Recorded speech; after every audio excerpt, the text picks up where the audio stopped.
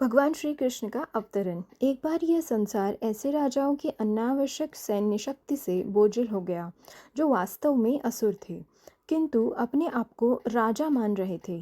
तब सारा संसार विक्षुब्ध हो उठा और पृथ्वी की अधिष्ठात्री देवी, जिसे भूमि कहते हैं, इन आसुरी राजाओं से उत्पन्न अपनी विपदाओं को बताने के लिए ब्रह्मा जी के पास गई।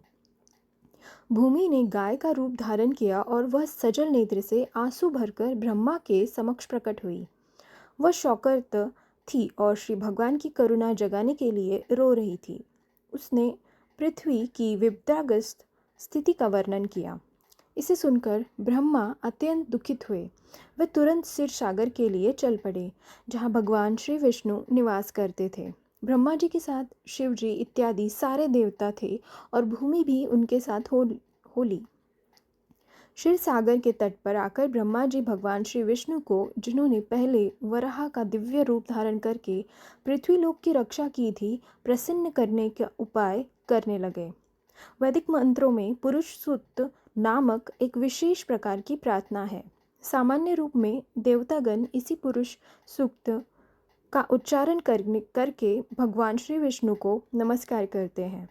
यहाँ यह ज्ञातव्य है कि जब भी किसी लोक में कोई उपद्रव होता है, उस लोक का अधिष्ठा देव इस ब्रह्मांड के स्वामी ब्रह्मा के पास जा सकता है और ब्रह्मा जी भी परमेश्वर श्री विष्णु के पास जा सकते हैं, किंतु वह वहीं प्रत्यक्ष दर्शन नहीं, अपितु क्षीरसागर के तट पर खड़े होकर उनका प्रत्यक्ष दर्शन कर सकते हैं। इस ब्रह्मांड के अंतर्गत श्वेतद्वीप नामक एक लोक है जिसमें क्षीरसागर है। विविध वैदिक ब्रह्मांड से ज्ञात होता है कि जिस प्रकार इस लोक में लवण सागर है, उसी प्रकार अन्य लोकों में भी अनेक प्रकार के तरल सागर है। कहीं क्षीर सागर है तो कहीं तेल सागर है और कहीं सुरा सागर तथा अन्य तरलों के सागर हैं। पुरुष सूक्त की ही वह आदर्श प्रार्थना स्तुति है जिसे देवतागण क्षीरोदक शाही श्री भगवान को प्रसन्न करने के लिए पढ़ते हैं। क्षीरसागर में शयन करने के कारण वे क्षीरोदक शाही श्री विष्णु कहलाते हैं। वह भी श्री भगवान है जिनसे इस ब्रह्मांड के समस्त अवतार प्रकट होते हैं। जब सभी देवताओं ने श्री भगवान की स्तुति पुरुष सूक्त द्वारा कर ली तो उन्हें प्रकट रूप में से उत्तर नहीं मिला। अतः ब्रह्मा जी स्वयं ध्यान करने में लग गए और तब भगवान श्री विष्णु ने उन्हें एक संदेश भेजा। ब्रह्मा ने इस संदेश को देवताओं तक प्रेषित कर दिया। वैदिक ज्ञान प्राप्त करने की यही विधि है। यह वैदिक ज्ञान सर्वप्रथम श्री भगवान से ब्रह्मा को हृदय के माध्यम से प्राप्त होता है, जैसा कि श्रीमद् भागवतम के प्रारंभ में कहा गया है। तेने ब्रह्मा हृदय आदि कवये, वेदों की दिव्य ज्ञान हृदय के द्वारा ब्रह्मा तक प्रेषित हुआ। उसी प्रकार यहाँ भी केवल ब्रह्मा ही भगवान श्री विष्णु द्वारा प्रेषित संदेश को समझ पाया और उन्होंने तुरंत कार्यवाही के लिए देवताओं को प्रसारित कर दिया। यह संदेश इस प्रकार था: श्री भगवान शीघ्र ही अपनी परम शक्तियाँ सहित पृथ्वी पर प्रकट होंगे और जब तक पृथ्वी लोक में असुरों के संहार तक भक्तों के संस्थापना का उद्देश्य पूरा करने के लिए रहेंगे, तब तक देवताओं को भी उनकी सहायता के लिए वही रहना चाहिए। उन्होंने तुरंत उस यदुवंश में जन्म ग्रहण करना चाहिए जिसमें यथा समय श्री भगवान भी प्रकट होंगे। श्री भगवान श्री कृष्ण स्वयं वसुदेव के पुत्र रूप में प्रकट होंगे। उनके प्रकट होने के पूर्व सारे देवताओं को अपनी अपनी पत्नियों सहित संसार भर के विभिन्न पवित्र परिवारों में श्री भगवान को उनके कार्य में सहायता पहुंचाने के लिए प्रकट होना चाहिए। यहाँ पर तति प्रायथम शब्द अत्यंत उपयुक्त है, जिसका अर्थ है कि देवताओं को चाहिए कि श्री भगवान को प्रसन्न करने के लिए इस पृथ्वी पर प्रकट हो। दूसरे शब्दों में, कोई भी जीव जो श्री भगवान को प्रसन्न करने के लिए ही जीवित रहता है, वह देवता है। देवताओं को यह जानकारी भी दी गई कि भगवान श्री कृष्ण के अवतार के पूर्व पृथ्वी पर भगवान श्री कृष्ण का पूर्ण अंश अनंत प्रकट होगा, जो अपने लाखों फनों से ब्रह्मांडों को धारण किया हुआ है। उन्हें यह भी सूचित किया गया कि श्री विष्णु की बहिरंगी शक्ति माया भी, जिससे समस्त बुद्धिजीव आकृष्ट होते हैं, परमेश्वर के आदेश के अंतर्गत उनकी प्रयोजन सिद्धि के लिए प्रकट होगी। समस्त देवताओं तथा भूमि को भी मधुर वचनों से आदेश तथा सांत्वना देने के लिए पश्चात समस्त प्रजापतियों के पिता ब्रह्मा जी अपने धाम सर्वोच्च लोक ब्रह्मालोक को चले गए। यदुवंश का नायक राजा सूरसेन मथुरा प्रदेश जिसमें मथुरा नगर आता है तथा उन्हीं के नाम से प्रचलित जनपद शूरसेन पर शासन कर रहा था। राजा सूरसेन के शासन के कारण मथुरा नगरी समस्त यदु राजाओं के राजधानी बन गई। मथुरा इसीलिए भी राजधानी बनी क्योंकि यदुओं का परिवार अत्यंत पवित्र था। वह जानते थे कि मथुरा ही एक ऐसा स्थान है जहाँ द्वारका के ही समान भगवान श्री कृष्ण का नित्यवास रहता है। एक बार शूरसेन के पुत्र वसुदेव देवकी को ब्याह कर अपनी नवपरिणीता पत्नी के साथ रथ पर चढ़कर अपने घर जा रहे थे। देवकी के पिता देवक ने प्रचुर दहेज दिया था क्योंकि वह अपनी पुत्री को अत्यधिक चाहता था। उसने सैकड़ों रथ दिए थे जो पूर्णतया स्वर्ण मंडित थे। उस समय उग्रसेन का पुत्र कंस अपनी बहन देवकी को प्रसन्न करने के लिए वसुदेव के रथ के घोड़ों की रस स्वेच्छा से अपने हाथ में लेकर हाँकने लगा था। वैदिक सभ्यता की प्रथा अनुसार जब कन्या का ब्याह होता है तो उसका भाई अपनी बहन तथा अपने बहनोई के को उनके घर ले जाता है। नवविवाहिता कन्या को अपने पति के परिवार का विछोह ना करे, इसीलिए भाई उसके साथ तब तक जाता है जब तक वह अपनी ससुराल ना पहुंच जाए। देवक ने जो पूरा दहेज दिया था वह इस प्रकार था: स्वर्णहारों से मंडित 400 हाथी, 15,000 सुसज्जित घोड़े तथा 1800 रथ। उसने अपनी पुत्री के साथ जाने के लिए 200 सुंदर बालिकाएं भी भेजने की व्यवस्था की थी। क्षत्रियों की विवाह प्रणाली, जो भारत में अब भी प्रचलित है, बताती है कि जब क्षत्रिय का विवाह हो तो दुल्हन के अतिरिक्त उसकी कुछ दर्जन तरुण सहेलियां भी राजा के घर जाएं। रानी की अनुचरिया दासी कहलाती है, किंतु वास्तव में वे रानी की सहेलियां की तरह कार्य करती हैं। यह प्रथा अनादिकाल से प्रचलित है और कम से कम 5,000 वर्ष पूर्व भगवान श्री कृष्ण के अवतार के भी पहले से खोजी जा सकती है। इस प्रकार वसुदेव अपनी पत्नी देवकी के साथ 200 सुंदर कन्याएं भी लेते आए। जब दूल्हा तथा दुल्हन रथ में जा रहे थे तो इस शुभ मुहूर्त की जानकारी देने के लिए अनेक प्रकार के बाजे बज रहे थे। शंख, बिगुल, ढोल तथा मृदंग एक साथ मिलकर मधुर संगीत समूह वादन की ध्वनि उत्पन्न कर रहे थे। बारात अत्यंत मनोहर ढंग से आगे बढ़ रहा था और कंस रथ को हाँक रहा था। तभी आकाश से अचानक एक आश्चर्यजनक ध्वनि गूंजी, जिसने विशेष रूप से कंस को उद्बोधित किया। हे कंस, तुम कितने मूर्ख हो! तुम अपनी बहन तथा बहनोई का रथ हाँक रहे हो, किंतु तुम यह नहीं जानते कि तुम्हारी इसी बहन की 8वीं संतान तुम्हारा वध करेगी। कंस भोजवंशी उग्रसेन का पुत्र था। कहा जाता है कि कंस समस्त भोजवंशी राजाओं में से सर्वाधिक असुरी था। आकाशवाणी सुनते ही उसने देवकी के केश पकड़ लिए और उसे अपनी तलवार से मारने जाने ही वाला था। वसुदेव को कंस के इस दुर्व्यवहार पर आश्चर्य हुआ, अतः वह अपने इस क्रूर निर्लज्ज साले को शांत करने के उद्देश्य से अत्यंत तर्क तथा प्रमाण सहित इस प्रकार बोले: हे मेरे प्रिय साले कंस, तुम भोजवंश के सर्वाधिक प्रसिद्ध राजा हो और लोग तुम्हें महानतम योद्धा तथा पराक्रमी के रूप में जानते हैं। आखिर तुम इतने क्रुद्ध क्यों हो गए कि अपनी बहन को उसके विवाह के शुभ अवसर पर ही मारने के लिए उद्यत हो गए हो? तुम मृत्यु से इतने भयभीत क्यों हो? मृत्यु तुम्हारे जन्म के साथ ही उत्पन्न हो चुकी है। जिस दिन तुमने जन्म लिया उसी दिन से तुम्हारी मृत्यु प्रारंभ हो गई है। मान लो कि तुम 25 वर्ष के हो, तो इसका अर्थ यह हुआ कि तुम पहले ही 25 वर्ष मर चुके हो। तुम हर पल हर क्षण मर रहे हो, तो फिर मृत्यु से इतना डर क्यों है? अंततः मृत्यु अवश्य भावी है। तुम चाहे आज मरो या 100 वर्ष बाद, तुम मृत्यु से बच नहीं सकते। तुम्हें मृत्यु से इतना क्यों डरना चाहिए? वस्तुतः मृत्यु का अर्थ है इस वर्तमान शरीर का विनाश। जैसे ही यह वर्तमान शरीर कार्य करना बंद कर देता है और भौतिक प्रकृति के पंच तत्वों में मिल जाता है, तो शरीर के भीतर का आत्मा शरीर के वर्तमान कर्म तथा उनके फल के अनुसार दूसरा शरीर ग्रहण करता है। यह मनुष्य की सड़क पर चलने के समान है। मनुष्य अपना पाँव आगे बढ़ाता है और जो ही उसे विश्वास हो जाता है कि उसका पाँव ठोस भूमि पर पड़ा है, वह दूसरा पाँव उठाता है। इसी प्रकार यह शरीर भी एक बाद दूसरा शरीर बदलता रहता है और आत्मा देहांतर करता रहता है। देखो ना, कितनी सतर्कता से पौधे का कीड़ा एक टहनी से दूसरे में जाता है। इसी प्रकार जब उच्च अधिकारी यह निर्णय लेते हैं कि अगला शरीर कैसा हो, तो जीव अपना शरीर बदल देता है।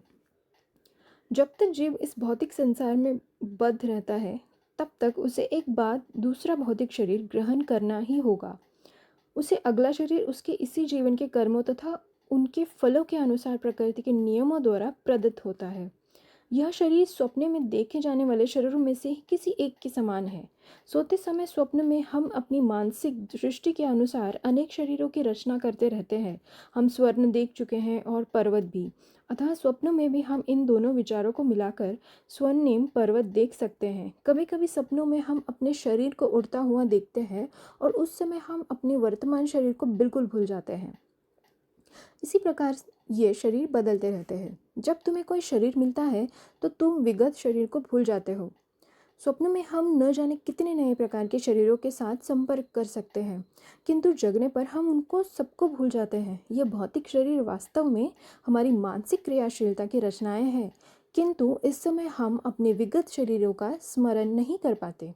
मन बड़ा ही चंचल है। कभी यह कुछ स्वीकार करता है और तुरंत उसी वस्तु को अस्वीकार कर देता है।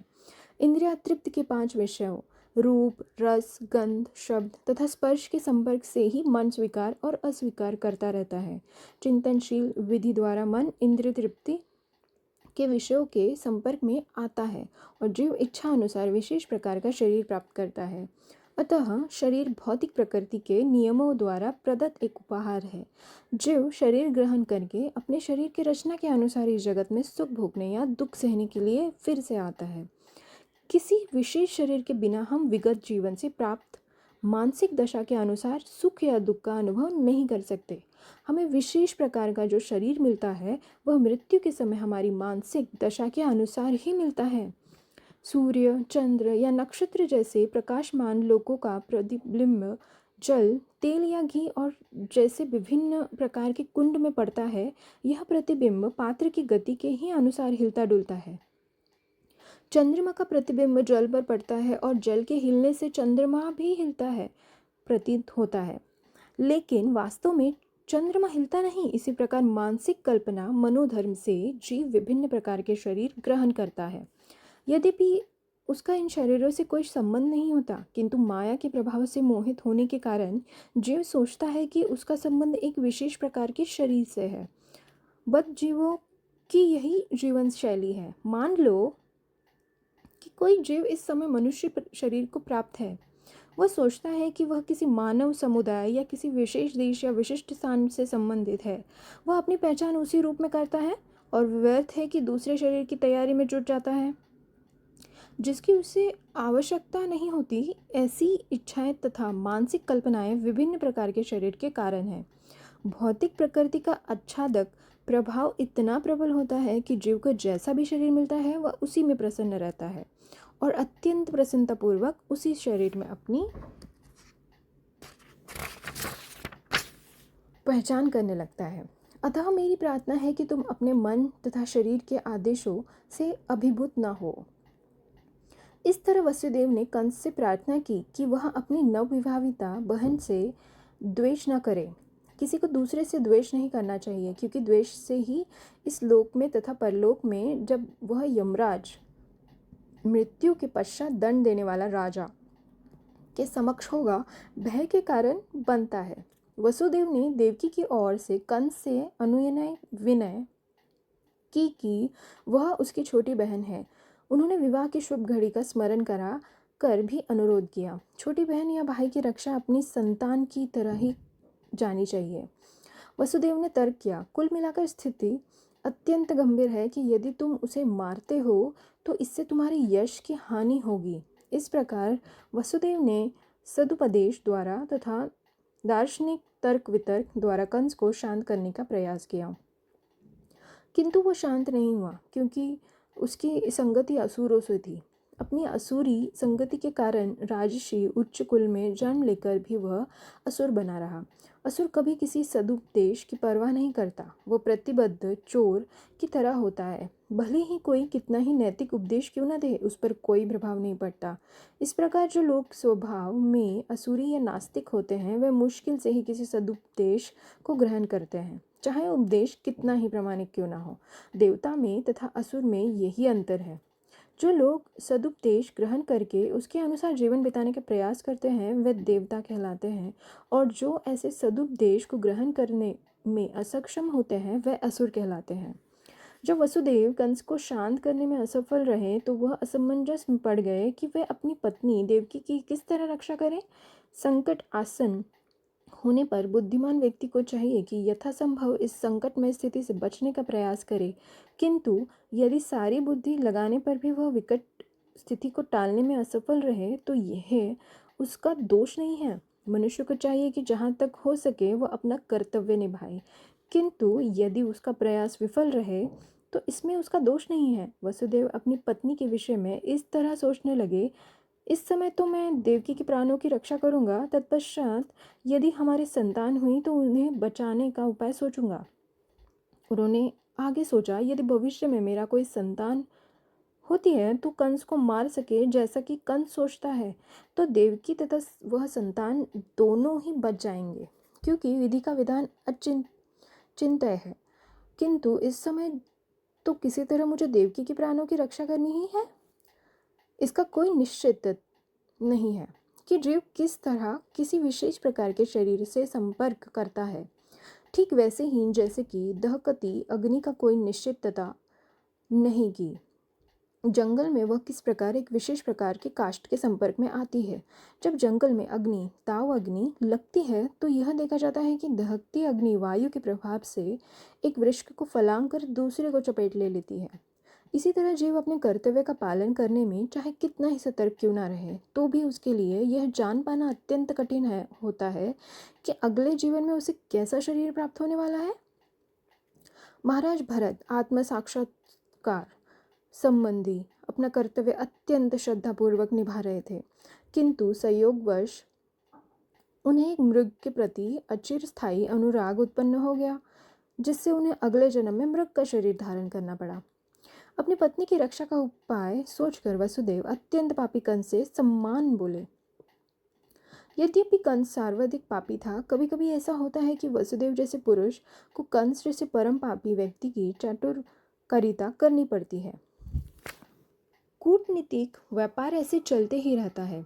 यद्यपि वसुदेव अत्यधिक खिन्न थे, किंतु ऊपर से वह मुस्कुराने लगे। कंस अति निर्दयी था, इसलिए उन्होंने इस निर्लज्ज को इस प्रकार संबोधित किया, हे मेरे प्रिय कंस, तुम यह मान लो कि तुम्हें अपनी बहन से कोई खतरा नहीं है। तुम्हें खतरे की आशंका इसीलिए है क्योंकि तुमने आकाशवाणी सुनी है, किंतु वह खतरा तो तुम्हारी बहन के पुत्रों से आना है, जो इस समय यहाँ उपस्थित नहीं है, और कौन जानता है कि भविष्य में पुत्र हो या नहीं। इस विचार से तुम अभी सुरक्षित हो, न ही तुम्हें अपनी बहन से डरने का कोई कारण है। यदि उसके पुत्र उत्पन्न होते हैं तो मैं वचन देता हूँ कि मैं उन सब को लाकर आवश्यक कार्यवाही के लिए तुम्हारे समक्ष प्रस्तुत करता रहूँगा। कंस वसुदेव के वचनों के महत्व को जानता था और वह उनके तर्क से आश्वस्त हो गया। फलतः उस समय वह अपनी बहन के जघन्य वध से विरत हो गया। इस प्रकार वसुदेव प्रसन्न हुए और उन्होंने कंस के निर्णय की प्रशंसा की तथा अपने घर लौट आए। तत्पश्चात देवकी के प्रति वर्ष एक संतान हुई। समय आने पर वसुदेव तथा देवकी के 8 पुत्रों तथा एक कन्या को जन्म दिया। जब पहला पुत्र उत्पन्न हुआ तो वसुदेव अपने वचन के अनुसार उसे कंस के पास तुरंत ले आया। कहा जाता है कि वसुदेव अपने वचन के लिए अत्यंत विख्यात थे और वे अपना यश बनाए रखने के लिए बनाए रखना चाहते थे। यद्यपि नवजात पुत्र को कंस के हाथों में सौंपना वसुदेव के लिए अत्यंत कष्टप्रद था, किंतु इससे कंस अत्यंत प्रसन्न हुआ। वह वसुदेव के आचरण से कुछ कुछ दारिद्र हो उठा। यह अत्यंत आदर्श घटना है। वसुदेव जैसा महात्मा के लिए अपना कर्तव्य पालन करते हुए कुछ भी कष्ट नहीं होता। वसुदेव जैसा विद्वान पुरुष बिना हिचक के अपना कर्तव्य पालन करता है। इससे विपरीत कंस जैसा असुर कोई भी घृणित कर्म करने में कभी हिचकता नहीं है। इसीलिए कहा गया है कि साधु पुरुष सभी प्रकार का कष्टमय जीवन सहन कर सकता है। विद्वान पुरुष अनुकूल परिस्थितियों की प्रतीक्षा किए बिना अपना कार्य कर सकता है।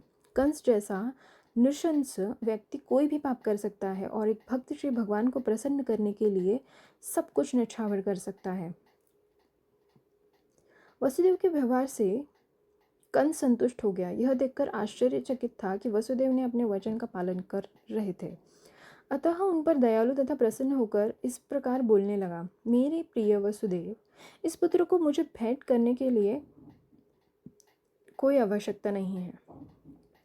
मुझे इस पुत्र से कोई खतरा नहीं है। मैंने सुना है कि तुम्हारा तथा देवकी का 8वां पुत्र मुझे मारेगा, तो फिर मुझे क्यों व्यर्थ ही इस पुत्र को स्वीकार करना चाहिए। तुम इसे वापस ले जा सकते हो। जब वसुदेव अपने प्रथम पुत्र को लेकर घर लौट रहे थे, तो यद्यपि वे कंस के व्यवहार से प्रसन्न थे, तथापि उन्हें उस पर विश्वास नहीं हो पा रहा था, क्योंकि वे जानते थे कि कंस किसी के वश में नहीं है। ये नास्तिक पुरुष कभी भी अपने वचन पर पक्का नहीं हो सकता। जो व्यक्ति अपनी इंद्रियों को वश में नहीं रख सकता, वह अपने संकल्प में किस प्रकार दृढ़ हो सकता है। महान राजनीतिज्ञ चाणक्य पंडित ने कहा है, कभी भी किसी कूटनीतिज्ञ या स्त्री पर विश्वास न करना। जो लोग अनियंत्रिता इंद्रिय तृप्त में आसक्त है, वह कभी सत्यनिष्ठ नहीं हो सकते, न कभी उन पर विश्वास किया जा सकता है। उस समय कंस के पास महर्षि नारद आए।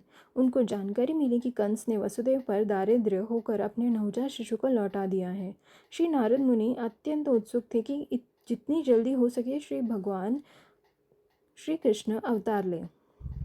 अतः उन्होंने कंस को सूचित किया कि एक और वृंदावन में नंद महाराज जैसे महापुरुष तथा ग्वाल, एक ग्वालों की पत्नियां और दूसरी, और वसुदेव उनके पिता सूरसेन तथा यदुवंशी वृष्णिकल के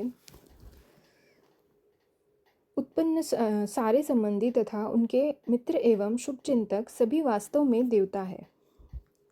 श्री नारद मुनि ने कंस को आगाह किया कि वह उन सब से सावधान रहे, क्योंकि कंस तथा उसके सारे मित्र एवं सलाह देने वाले सभी असुर थे। असुरगण सदैव देवताओं से भयभीत रहते हैं। इस प्रकार श्री नारद मुनि ने विभिन्न परिवारों में देवता के प्रकट होने की जानकारी प्राप्त करके कंस तुरंत चौकन्ना हो गया। वह समझ गया कि चूंकि देवता प्रकट हो चुके हैं, अतः भगवान श्री विष्णु का भी शीघ्र ही आगमन होगा। उसने तुरंत अपनी बहनों वसुदेव तथा देवकी को बंदी बना लिया और उन्हें कारागार में डाल दिया। वसुदेव तथा देवकी लोहे की सांकलें पहने कारागार के प्रतिवर्ष एक पुत्र को जन्म देते रहे, और कंस प्रत्येक बालक को श्री विष्णु का अवतार समझकर एक एक करके मारता रहा। वह 8वें पुत्र से विशेष रूप से भयभीत था, किंतु श्री नारद मुनि के आने के पश्चात वह इस निष्कर्ष पर पहुंचा कि कोई भी बालक श्री कृष्ण हो सकता है। अतः वसुदेव तथा देवकी से उत्पन्न सभी संतानों को मारना ही श्रेयस्कर होगा।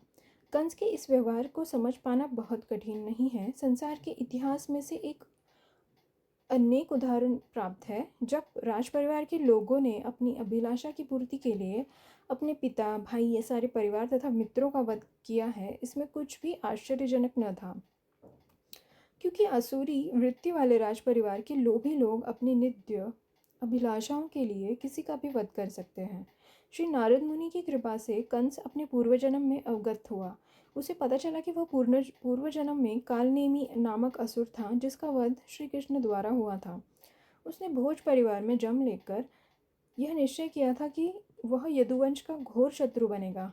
क्योंकि श्री कृष्ण उसी परिवार में जन्म लेने जा रहे थे, अतः कंस अत्यधिक भयभीत था कि वह पूर्वजन्म के ही भांति श्री कृष्ण के हाथों मारा जाएगा। सर्वप्रथम उसने अपने पिता उग्रसेन को बंदी बना लिया, क्योंकि वह यदु, भोज तथा अंधक वंशों का प्रमुख राजा था। उसने वसुदेव के पिता शूरसेन के राज्य पर भी अधिकार जमा लिया और अपने आप को इन समस्त देशों का राजा घोषित कर दिया। इस प्रकार लीला पुरुषोत्तम भगवान श्री कृष्ण के अंतर्गत भगवान श्री कृष्ण का अवतरण नामक प्रथम अध्याय के भक्ति वेदांत तात्पर्य पूर्ण हुए।